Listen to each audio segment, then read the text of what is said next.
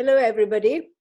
This is the normally invisible Anne Whitaker deciding to leap feet first into Zoom visuals and put out some visual stuff with chat on my blog.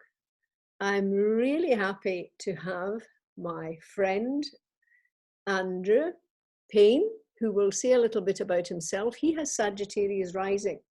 And he was suggesting that he should say, well, I'm just a humble, and I stopped him and I said, nobody with Sag rising says I'm just a humble anything. So I wasn't going to let him away with that. But anyway, what we're doing today is Andrew's going to ask me some questions basically about what Earth is going on and what's astrology about. He's got various questions. I have no idea what they are. I have done no preparation whatsoever. So this could be a one and only pilot that nobody will ever see. On the other hand, it might be fun. So just carry on listening and watching and see where we get. Okay, Andrew, over to you. Okay, hello. Hello, everybody. My name's Andrew, and I am a humble podcaster, a coach, a facilitator, sometime musician. I teach yoga. And I have an interest in astrology. And for this afternoon's conversation, I am bringing, as requested by Anne, a beginner's mind to the next 30 minutes or so. Or less, if we run out of steam before that. Yeah, I doubt it somehow. So my first question is a nice simple one to kick things off with, Anne, which is, what on earth are astrologers saying about 2020? Well, they are saying an awful lot, as you might imagine. And in actual fact, astrologers have been talking about the significance of 2020 for quite some years. That is because of the number of different patterns in the big picture, in the big cycles picture, which are converging this year and are in the process of unfolding in a particularly dramatic way.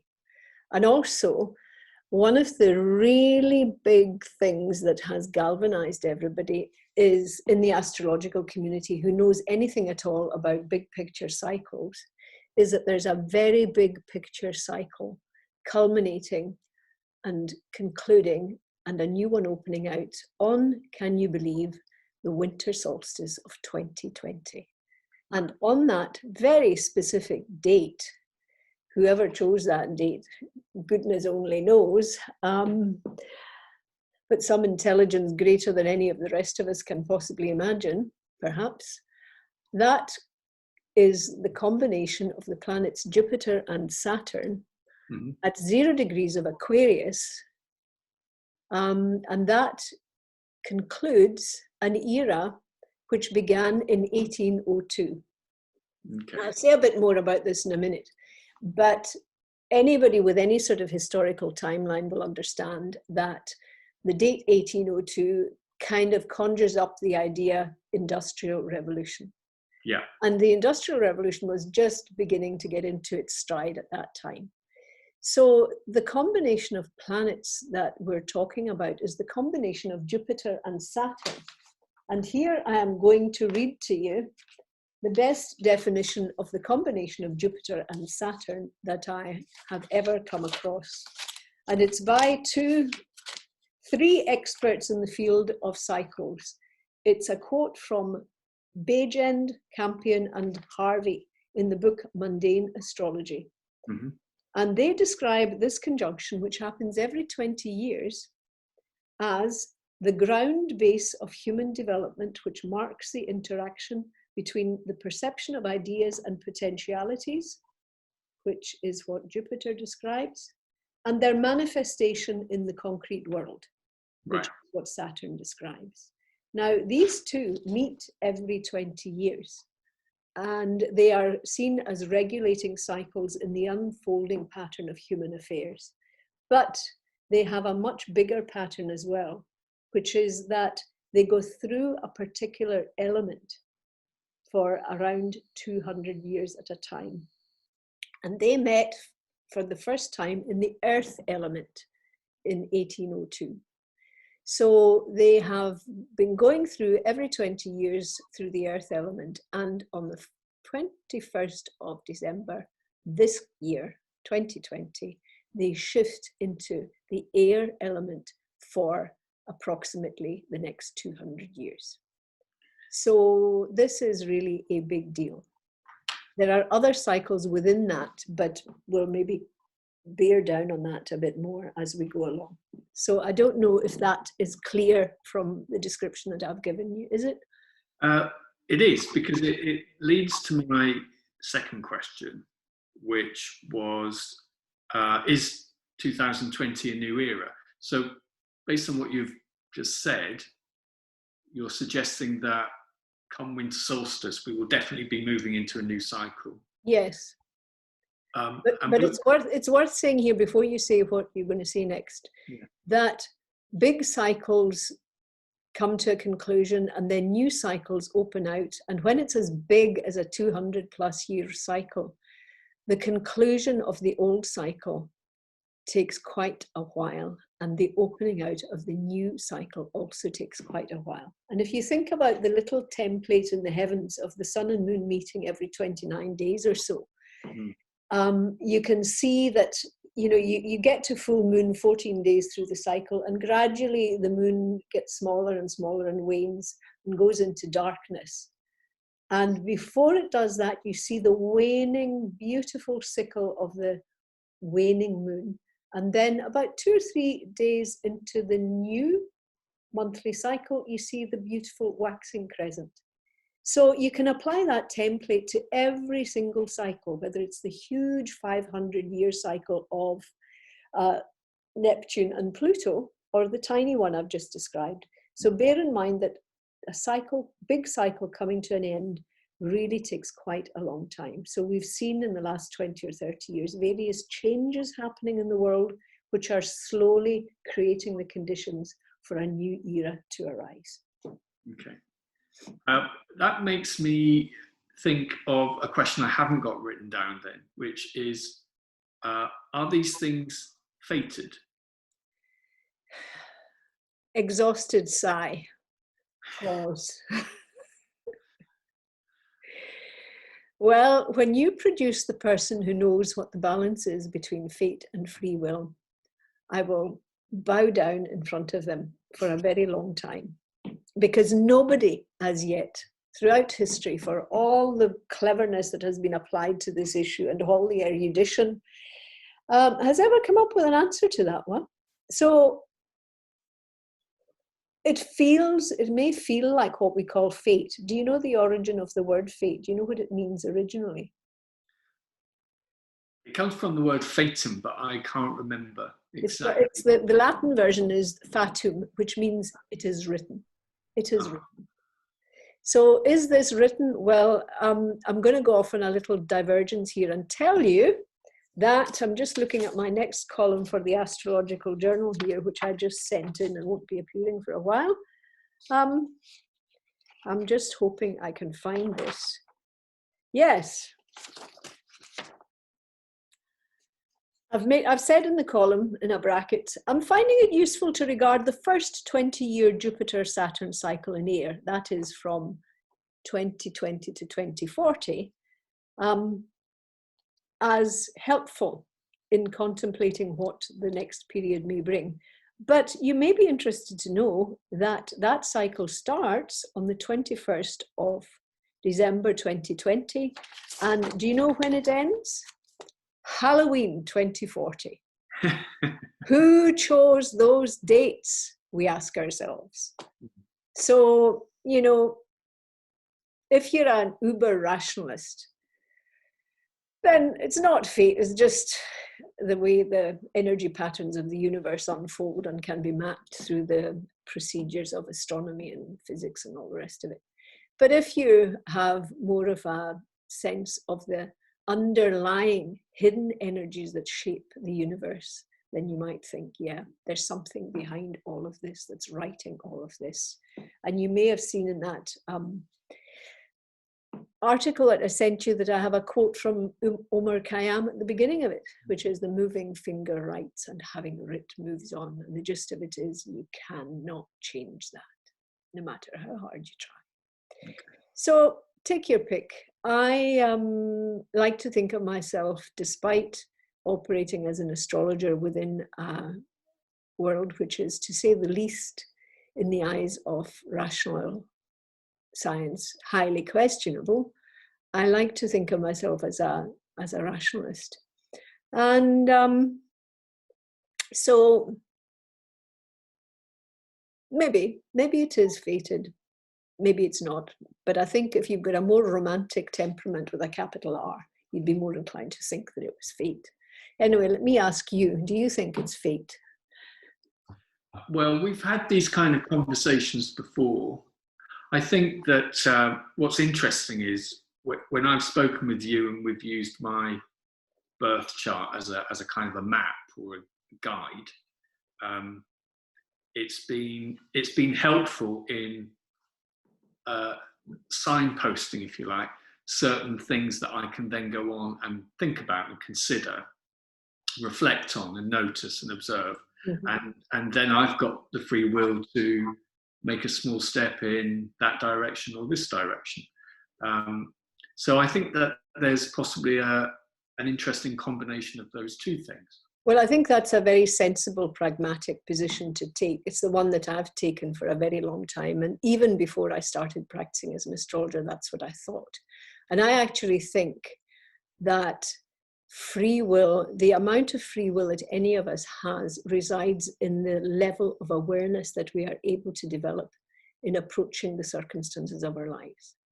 Because if you have, the more self-awareness you have and the more you're willing to face up to yourself, both from a positive and a negative point of view, the more chance you have of making intelligent choices regarding what comes your way that really can't be changed.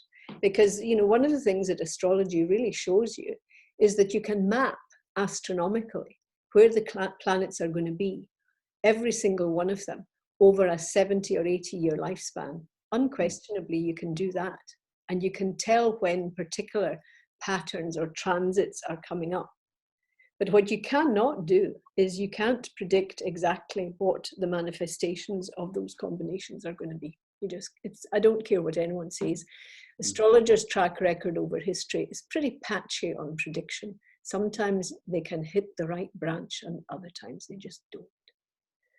So I think awareness is the key to how much free will we think we've got. I remember my great teacher, Liz Green. I was fortunate to study with Liz Green, who's one of the world's most renowned astrologers. I studied with her for a long time down in London. And she said, operate as though you have free will. You'll soon find out where you don't.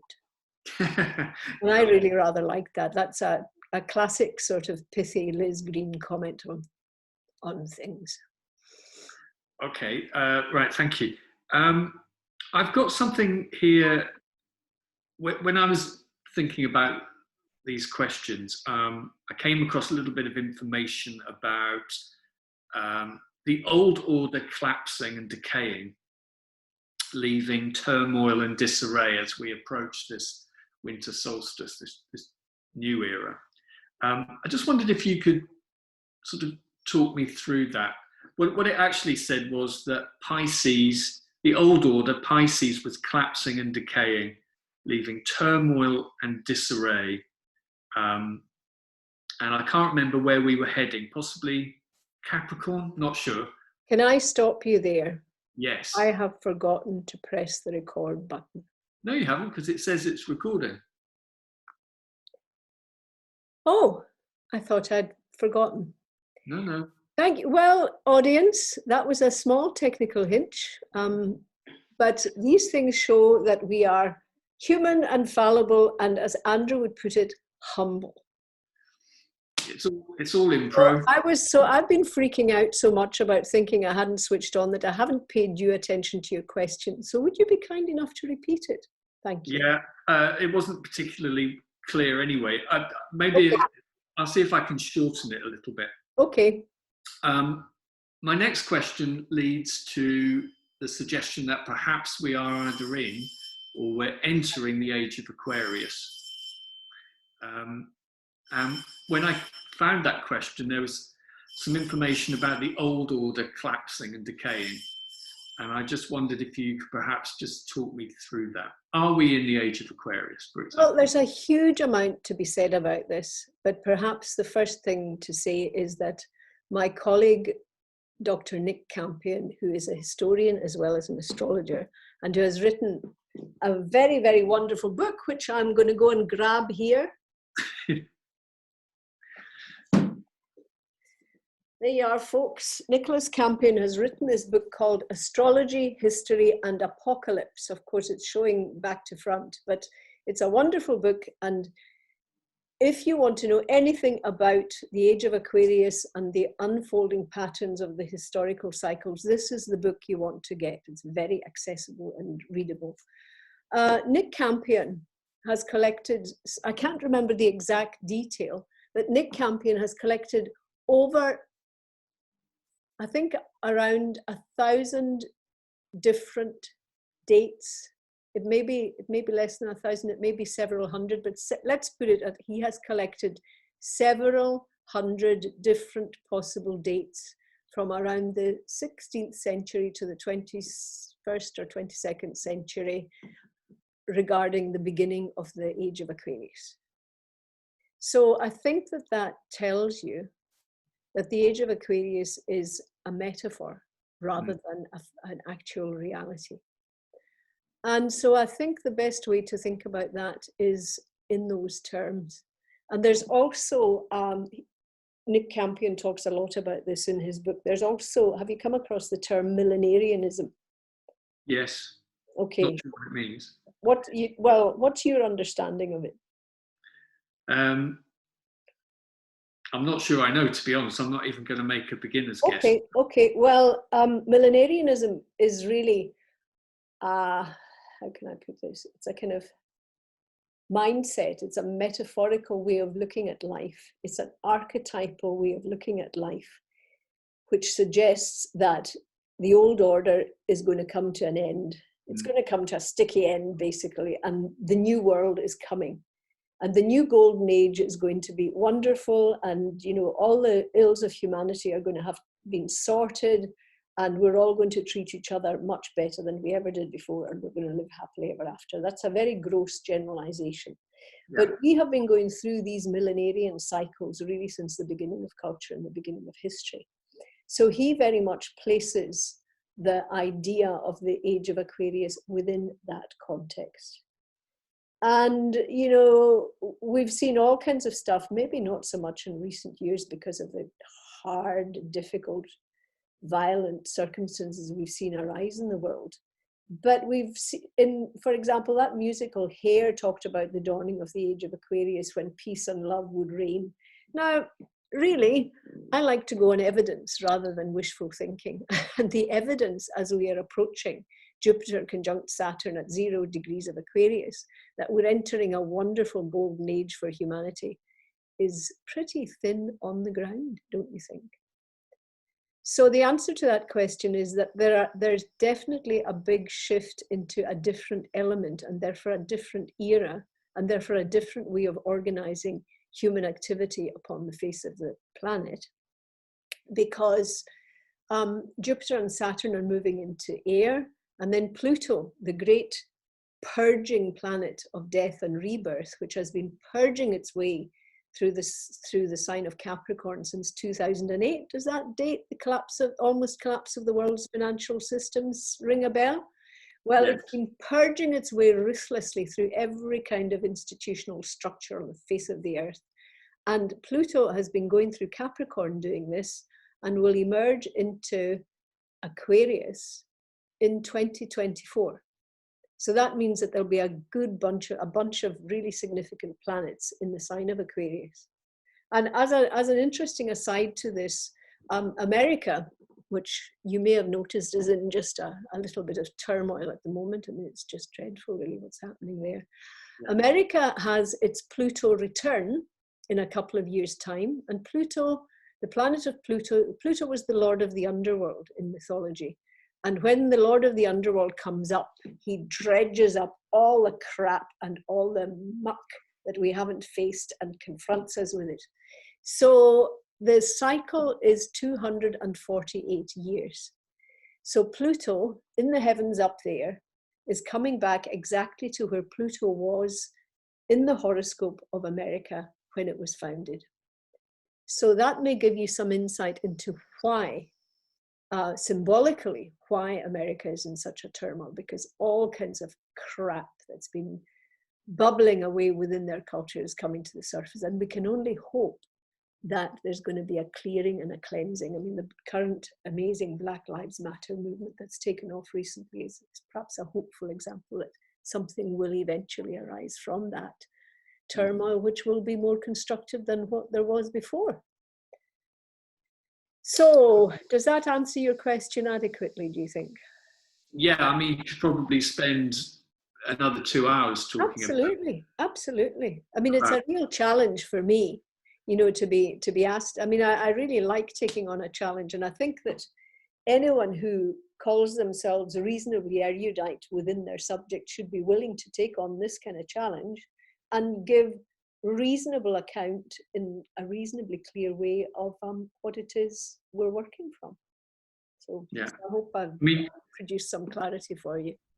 Just to follow on from that, when I was reading around it before we started speaking, there was this sense that there was a lot of turmoil and disarray to be left around on a global level before we move into this new era, this new area. And that certainly seems to be the case at the moment. Mm-hmm. So my last question is, what do you think the future holds based on the astrological evidence? Well, I mean, that's a huge question that requires a huge answer, and also it requires the humility to say, well, you know, what of any of us, what do we actually know about what lies ahead? But certainly what the symbolism of astrology can help us with is a kind of sketch, an overall sketch. Because, for example, I mean, one of the things that's absolutely fascinated me is in recent times is that since the lockdown, everything and everyone has leapt into air. We've taken our lives into air. We've had to, because of lockdown and because of the impact of the virus. So not only do we have a virus that's air transmitted by air and has had a huge impact right across the whole world, but we have taken our culture and our society into air. And also, given that Saturn is in the sign of Aquarius and Jupiter is going to be moving to join Saturn, then there's got to be a very deep reappraisal of how we live as a human community on the planet that is our mother, and where we go from there. So if we're shifting from a materialist era, which roughly began around 1802, then what we're seeing is a crumbling and collapse of the values that shored up that particular materialist era. We're seeing that those values and the way of treating the planet in which those values have been rooted is really not working anymore. And there's a younger generation arising who are making their views very clear about that. So I think that we're moving into an era, as demonstrated by what's happening in the planet. It's not just the big picture that I've given you, but other things that are going on. I think we're moving into an era where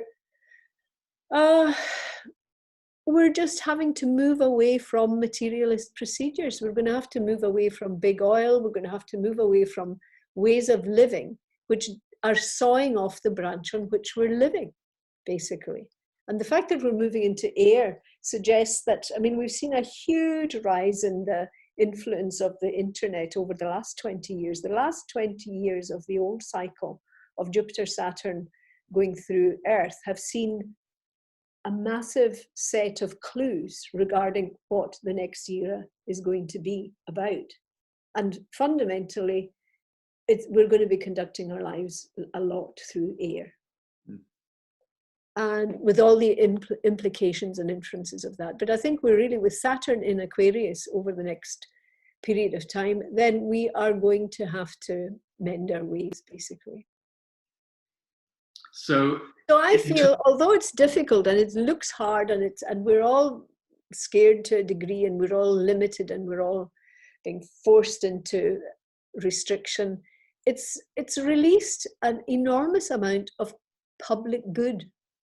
There's been a lot of good stuff, and generosity of spirit and kindness and appreciation of nature and what it offers. I mean, I've been growing a sunflower in my bathroom, and I have taken the most enormous pleasure watching this wonderful creature who I've called Sunny emerging. And I would never have taken the time or bothered to do that in my previous busy life before I was locked down. So that's just one tiny example. So I think there are lots of reasons to be positive, but we are in a difficult period. Any era ending, I mean, you just think about the collapse of the Roman Empire, which took about 100 years. Any era ending brings with it turmoil and strife. And I think we just have to grit our teeth and do what we can. My great friend and environmental activist, community activist, Emily Cutts, is a great one for start where you are and do what you can to make the world a better place. So I think we all have to take that message on board and midwife this new era that we're moving into with as much intelligence and compassion for one another, and optimism and realism as we can.